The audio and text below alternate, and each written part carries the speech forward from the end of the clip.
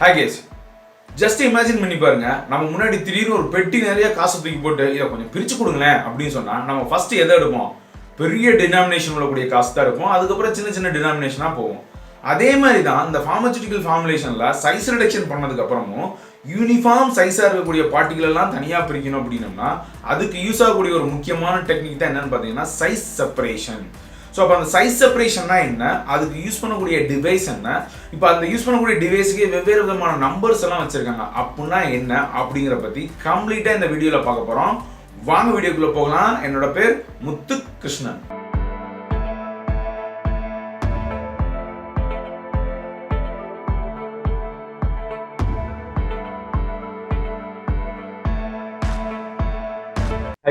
So நான் ஏற்கனவே இன்ட்ரோடக்ஷன்ல சொன்ன மாதிரி இன்னைக்கு வீடியோவில் வந்து சைஸ் செப்பரேஷன் தான் வந்து பார்க்க போகிறோம். ஸோ அதை அண்டர்ஸ்டாண்ட் பண்ணிக்கிறதுக்காக ஒரு சின்ன பிக்சர் ரெப்ரஸன்டேஷன். ஸோ இப்போ வந்து நம்ம ஒரு ஃபார்மசூட்டிக்கல் ஃபார்முலேஷன் எடுத்துட்டோம் அப்படின்னா ஏகப்பட்ட பொருள் மிக்ஸ் பண்ணுவோம். ஸோ அப்போ அந்த மிக்ஸ் பண்ணக்கூடிய பொருள் வந்து யூனிஃபார்மாக இருக்கணும் அப்படிங்கிறதுக்காக வந்து என்ன பண்ணுவோம்னா சைஸ் வைஸாக வந்து என்ன பண்ணுவோம், செப்பரேஷன் பண்ணுவோம். ஸோ அதுக்கான கான்செப்ட் தான் அந்த பிக்சர் ரெப்ரஸன்டேஷன். ஸோ இது வந்து பார்த்தாலே உங்களுக்கு ஈஸியாக புரியும்னு நினைக்கிறேன். ஸோ சித்திரக்குள்ளர்கள் அப்படின்னு சொல்லக்கூடிய சின்னவங்கலாம் ஒரு பக்கமும் பெரிய ஆளுங்கலாம் ஒரு பக்கமும் அப்படிங்கிற மாதிரி போட்டிருக்கு. So first definition, so size separation or classification அப்படின்னு சொல்லக்கூடியதுக்கான பேசிக்கான டெஃபினிஷன் என்ன அப்படின்னு பார்த்தீங்கன்னா இட்ஸ் அ ப்ராசஸ். என்ன ப்ராசஸ் அப்படின்னா நமக்கு வேணுங்கிற டிசைர் சைஸ்ல பார்ட்டிகளை வந்து செப்பரேட் பண்ணக்கூடியது, அதாவது செக்ரிகேட் பண்ணக்கூடிய ப்ராசஸ்க்கு பேர் தான் என்ன பேர், சைஸ் செப்பரேஷன் அப்படின்னு பேர். இதை ஃப்ராக்ஷன் அப்படிங்கிற மாதிரி பேர். ஸோ டிசைர்ட் பார்ட்டிகல் சைஸ்ல இருக்கக்கூடிய கண்டென்ட்டை வந்து என்ன பண்றது, ஃப்ராக்ஷனேட் பண்ணக்கூடிய ப்ராசஸ் பேர் தான் என்ன பேர், சைஸ் செப்பரேஷன் அப்படிங்கிற பேர். ஸோ இதுக்கான அப்ஜெக்டிவ்ஸ் என்ன, எதுக்காக சைஸ் செப்பரேட் பண்ணணும் அப்படின்னா நம்ம எந்த ஒரு சாலிட் பார்ட்டிகல் எடுக்கிறோம், உதாரணத்துக்கு வந்து ஒரு பால்க் எடுத்து நம்ம சைஸ் ரிடக்ஷன் பண்றோம். சைஸ் ரிடக்ஷன் பண்ணதுக்கு அப்புறம் இது எக்ஸ்ட்ராக்ஷன் போகணும் அப்படின்னா ஒரு ஸ்பெசிபிக் டிசைர் சைஸ்ல இருக்கணும். ரொம்ப ஃபைன் பவுடரா இருக்கக்கூடாது, ரொம்ப கோர்ஸ் பவுடராகவும் இருக்கக்கூடாது, பெரிய பெரிய மோர் தென் கோர்ஸ் பவுடராகவும் இருக்கக்கூடாது. ஸோ அப்போ டிசைர் சைஸ்ல இருந்தால் தான் அந்த எக்ஸாக்ட் எக்ஸ்ட்ராக்ஷன் வந்து பெஸ்ட்டாக கிடைக்கும். ஸோ அப்போ அந்த டிசைர் சைஸுக்கு என்ன பண்ணுறோம், சைஸ் ரிடக்ஷன் பண்ணதுக்கு அப்புறம் அதை வந்து தனித்தனியாக செப்பரேட் பண்ண போகிறோம். ஸோ இந்த பார்ட்டிகல்ஸ் சேம் சைஸ் இருக்கும்போது என்ன பண்ணும் அப்படின்னா கண்டென்ட் வந்து யூனிஃபார்மாக இருக்கும்போது வந்து இந்த ப்ராசஸ் நெக்ஸ்ட் ப்ராசஸ் இது நான் சொன்ன மாதிரி எக்ஸ்ட்ராக்ஷன் ப்ராசஸ் இல்லாட்டி வேற ஏதோ ப்ராசஸ் ஈஸி. ஸோ இது எப்படி என்ன பண்றோம்னா ஜஸ்ட் பாஸ் த்ரூ தி சீவ்ஸ்ல டிசைர் சைஸ் இருக்கக்கூடிய சீவ்ஸ்ல பாஸ் பண்ணி நம்ம என்ன பண்றோம், ஃப்ராக்ஷனேட் பண்ண போறோம். ஸோ இது வந்து நான் எக்ஸ்ட்ராக்ஷன் சொன்னது. இப்போ உதாரணத்துக்கு டேப்லெட் கிரானுலேஷன், டேப்லெட்டை பஞ்ச் பண்ண போறோம் அப்படின்னா இருக்கக்கூடிய ஆக்டிவ் இன்கிரீடியன்ஸ், கிளைடன்ஸ், அது மாதிரி அடிட்டிவ்ஸ் எல்லாத்தையுமே போட்டு என்ன பண்ணுவாங்க அப்படின்னா ப்ராப்பரா மிக்ஸ் பண்ணிட்டு கிரானுலேஷன் பண்ணுவாங்க. இந்த கிரானுலேஷன் பண்றதுங்கிறது என்ன பண்ணுன்னா இந்த ஃபைன் பவுடர் எல்லாத்தையும் பண்ணணும்னா சின்ன சின்ன மைன்யூட் கிரானுல்ஸா கொஞ்சம் பெரிய சைஸா வந்து என்ன பண்ணுவாங்க, ஃபார்ம் பண்ணுவாங்க. அந்த கிரானுல்ஸை தான் வந்து என்ன பண்ணுவாங்கன்னா கம்ப்ரெஷனுக்கு வந்து என்ன பண்ணுவாங்க, அலோவ் பண்ணி டேப்லெட்டா பஞ்ச் பண்ணுவாங்க. ஸோ அந்த கிரானுல் சைஸ் வந்து யூனிஃபார்மா இருக்கணும். இப்போ உதாரணத்துக்கு வந்து நம்ம ரெட் கிரானுலேஷன் பண்றோம்னு வச்சுக்கோங்க, அது வந்து ஒரு மாதிரி பெட்டா கிட்டத்தட்ட ஒரு மாவு பிணைஞ்ச மாதிரி இருக்கும். அதை வந்து என்ன பண்ணுவாங்க அப்படின்னா சீவ்ல பாஸ் பண்ணி டிசைர் சைஸ்ல கொண்டு வந்து அதை வந்து கொஞ்சம் மாய்ஸ்ட் போக வச்சு ட்ரை பண்ணிட்டு அதுக்கப்புறம் என்ன பண்ணுவாங்க, கம்ப்ரெஷனுக்குள்ள அலோவ் பண்ணுவாங்க. ஸோ இதுதான் வந்து ஃபார்முலேஷனுக்கான ஒரு பெஸ்ட் எக்ஸாம்பிள். ஸோ ஒரு சைஸா இருக்கணும், யூனிஃபார்ம் ரேஞ்சா இருக்கணும். அப்பதான் வந்து என்ன பண்ணோம்னா டேப்லெட் பஞ்ச் பண்ண முடியும், யூனிஃபார்ம் சைஸ்ல இருக்கும், வெயிட் வேரியேஷன் எதுவும் இருக்காது, ஈஸி அப்படிங்கிற கான்செப்ட்ல. ஸோ இதுதான் பேசிக் டெஃபினிஷன். ஸோ அதுக்கான இம்பார்ட்டன்ஸ் வந்து பாத்தீங்க அப்படின்னா நான் ஏற்கனவே சொன்ன மாதிரி to formulate the uniform dosage form. So இப்போ டேப்லெட் பஞ்ச் இதுக்கே எக்ஸாம்பிள் வச்சுட்டு அப்படின்னா இப்போ கிரானுல்ஸா இருக்கும்போது என்னன்னா எல்லாமே ஒரே சைஸ்ல இருக்கும்போது என்ன நடக்கும், யூனிஃபார்ம் என்ன ஆகும், ட்ரெயின் முடியும். இப்போ கிரானுல்ஸ் இல்லாம பெருசாவோ ரொம்ப ஃபைனாவோ இருந்துச்சு அப்படின்னா பஞ்சிங் வந்து இஷ்யூவா இருக்கும், டோசேஜ் ஃபார்ம் வந்து கரெக்டா இருக்காது. To prepare the granules to reduce the size. நான் என்ன சொன்ன அதே ஸ்டோரி தான். as a quality control tool for analysis. இப்போ நம்ம எக்ஸ்ட்ராக்ஷன் எடுத்துக்கிட்டோம்னா கோர்ஸ் பவுடர் இருந்துச்சுன்னா அதோட குவாலிட்டி நல்லா இருக்கும், எக்ஸ்ட்ராக்டிக் குவாலிட்டி வந்து நல்லா இருக்கும். இப்போ ஃபைன் பவுடரா இருந்துச்சு அப்படின்னா அது வந்து என்ன அப்படின்னா அந்த ஃபைன் பவுடரே வந்து என்ன அப்படின்னா டஸ்டா வந்து வரதுக்கான பாசிபிலிட்டி இருக்கு. ஸோ ஒரு இம்பார்ட்டன்டான குவாலிட்டி.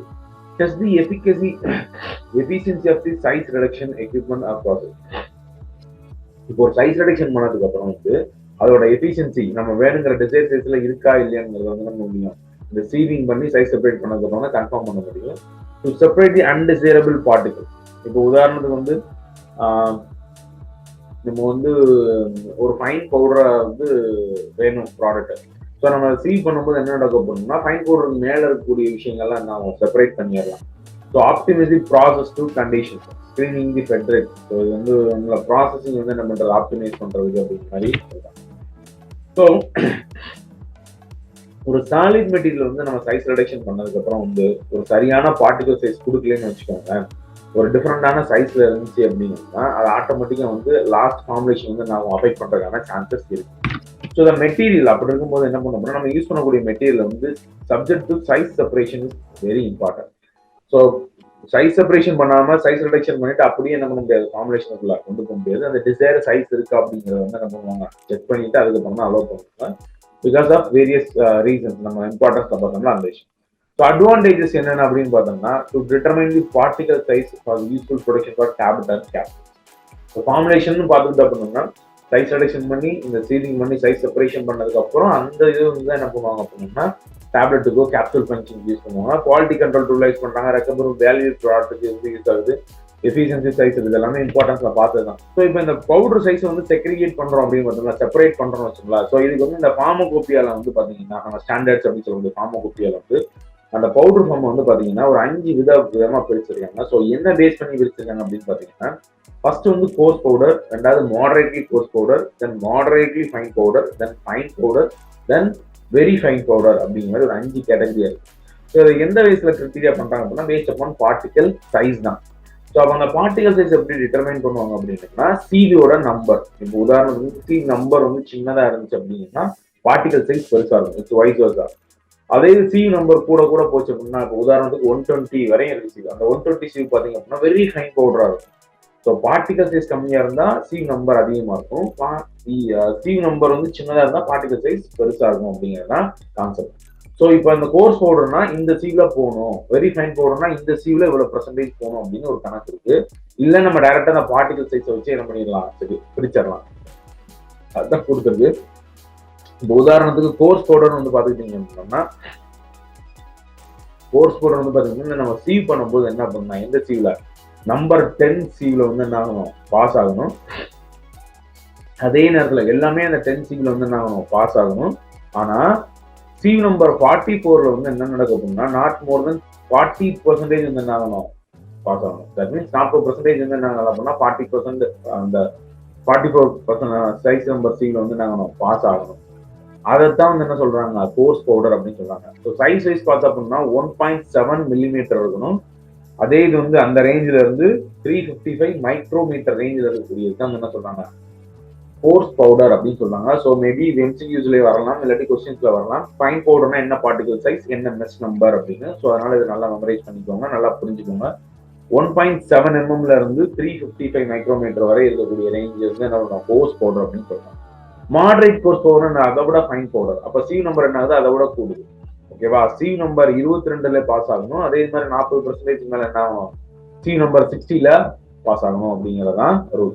ஸோ சைஸ் வந்து பாத்தீங்கன்னா 710 மைக்ரோமீட்டர்ல இருந்து பாத்தீங்கன்னா 250 மைக்ரோமீட்டர் ரேஞ்சில் இருந்தாலும் இருக்கணும் மாடரேட்லி கோர்ஸ் பவுடர்.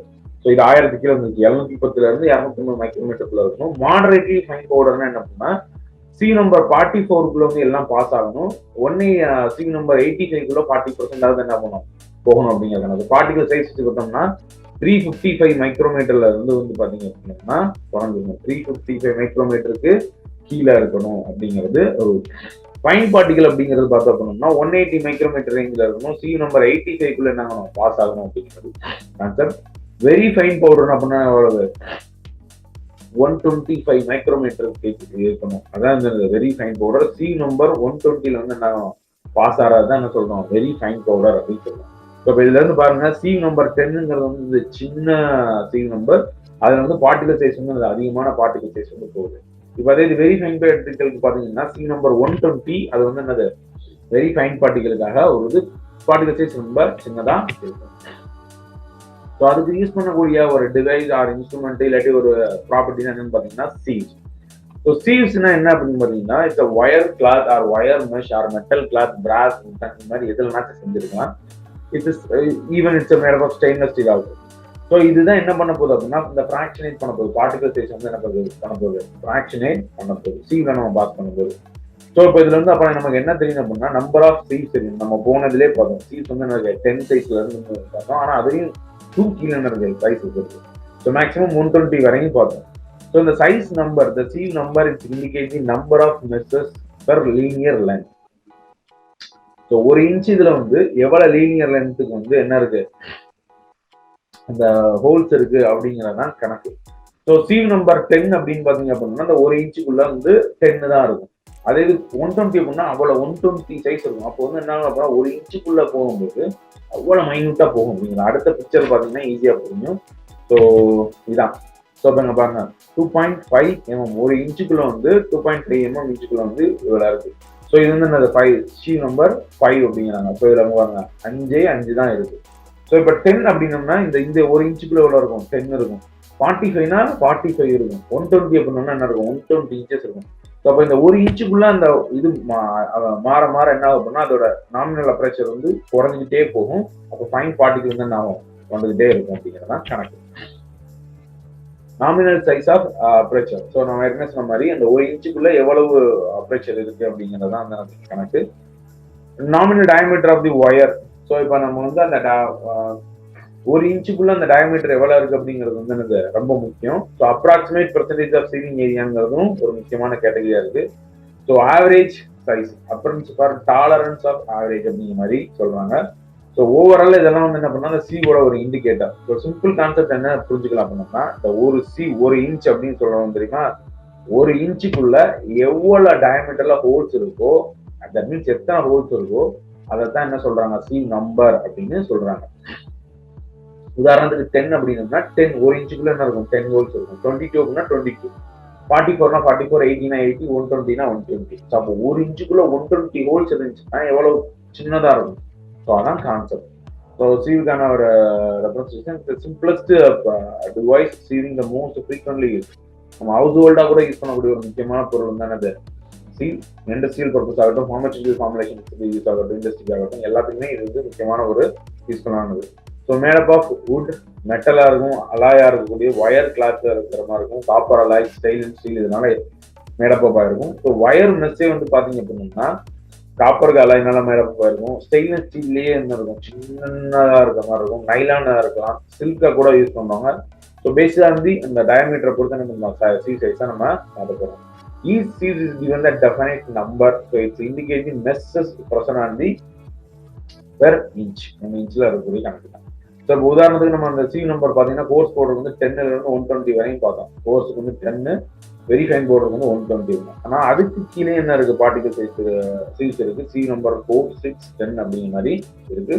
ஸோ இதெல்லாம் வந்து பார்த்துக்கோங்க. ஸோ எம்சிக்யூஸ்ல வந்து என்ன பண்ணலாம் கேட்கலாம். ஸோ அதுக்கான பிக்சர் ரெஃபரன்ஸ் நீங்க பாருங்க இதெல்லாம் இந்த ஸ்டெயின்லெஸ் ஸ்டீலால மேடப் ஆயிருக்கு. ஸோ ஒரு ஸ்கொயர் மீட்டருக்குள்ள எவ்வளவு இருக்கு அப்படிங்கறதான் கணக்கு. ஓகேவா? So that's all. ஸோ கிட்டத்தட்ட ரொம்ப சின்ன டாபிக். ஸோ அதுக்கான ரெஃபரன்சஸ். ஸோ ஐ ஹோப் இந்த வீடியோ வந்து உங்க ப்ரிப்பரேஷனுக்கு யூஸ்ஃபுல்லா இருக்கும் அப்படின்னு நம்புறேன். ஸோ நெக்ஸ்ட் வீடியோல வேற ஒரு கண்டென்ட்டோட பார்க்கலாம். பாய்.